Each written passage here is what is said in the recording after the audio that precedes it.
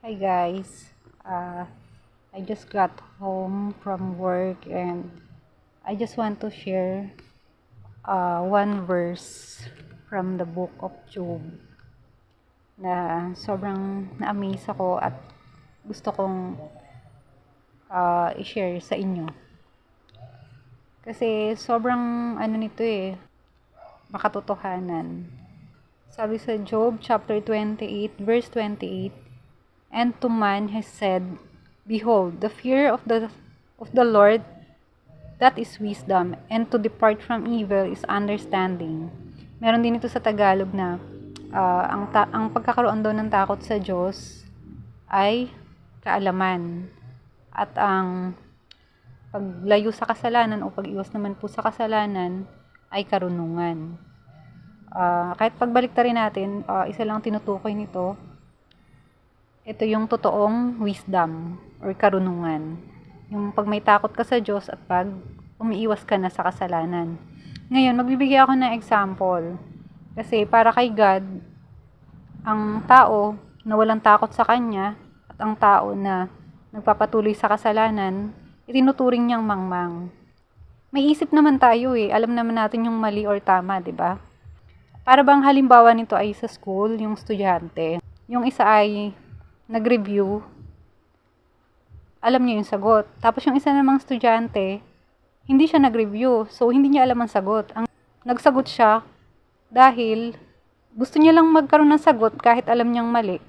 Tapos, ito namang isang nag-review, hindi niya isinagot yung tama. So, sino ang mas mangmang sa dalawa? Diba, ang mangmang doon, alam mo na yung tama, pero ang isinagot mo pa rin ay mali. Ganon din yun na alam na natin yung tama at mali, pero ang ginagawa pa rin natin ay yung mali. Ganun ang gustong iparating sa atin ng Panginoon. Kung wala kang takot sa Kanya at kung ayaw mong humiwalay sa kasalanan, ikaw ay mananatiling mangmang. At tandaan po natin, ang salita ng Diyos ay liwanag. Ang salita ng Diyos ay karunungan at katotohanan. Dahil ito yung gabay natin para tayo ay hindi mapunta sa naglalawang apoy. At para hindi rin masayang ang pagliligtas ng Panginoon sa atin mula sa cross ng Kalbaryo. Alam niyo po ba kung bakit si Jesus Christ ipinako sa krus? Para mamatay po ang ating mga kasalanan. Kaya sabi nga din po sa isang bersikulo sa banal na aklat na ang kasalanan ang naghihiwalay sa tao sa Diyos. Kaya po kung may mga tao man po na yung spirito nila ay destino na sa impyerno, sila po yung mga tao na pinili nila na ilayo yung sarili nila sa Diyos. Ang Panginoon po ay walang katapusan ng awa sa atin. Kaya oras na tayo lumapit sa Kanya, papakinggan niya tayo. Kumbaga, nasa atin na lang yun kung mananatili tayong mangmang, mananatili tayong walang takot sa Diyos.